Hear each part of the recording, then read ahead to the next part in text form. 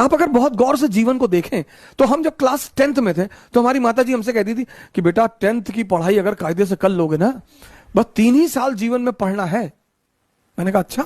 हाँ बोली, बस 3 साल, 10th 11th 12th, और 3 साल अगर पढ़ लिए फिर जीवन में पढ़ना ही नहीं।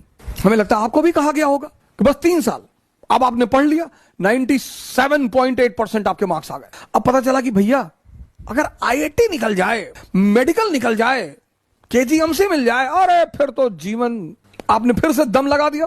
IIT भी निकल गया। अब जब आप IIT से निकल आए तो फिर एक और बवाल हो गया।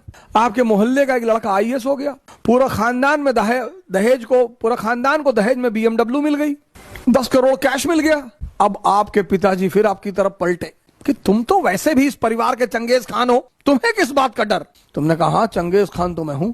हाँ बोले, जब ये मामूली सा ये सिंह साहब का लड़का अगर IAS बन सका, तुम्हारे लिए क्या है? तुमने कहा बिल्कुल हमारे लिए क्या है। और तुमने झोरा डंडा उठाया और बाबूजी का पैर छुआ कि बाबूजी चल रहे हैं, अब दिल्ली फतेह करके जाएंगे। चलो फिर IAS बन गए, फिर बन गए। आप देखो जिंदगी में कहीं भी संघर्ष खत्म नहीं हो रहा है, रूप बदलते जा रहे हैं, रूप। कहीं भी संघर्ष फिर यह हुआ कि भाई IAS बन गए, अब चलो शादी हो गई, मजा आएगा। फिर एक धोखा आ गया, मजा आएगा, भाई शादी हो गई।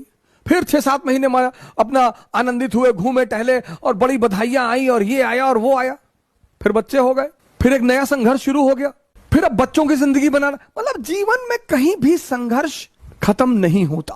तो जब संघर्ष खत्म नहीं होता तो क्यों ना मजा लेके संघर्ष किया जाए। और जितने लोगों ने मजा लेके संघर्ष किया, उन्होंने इस दुनिया पर राज किया।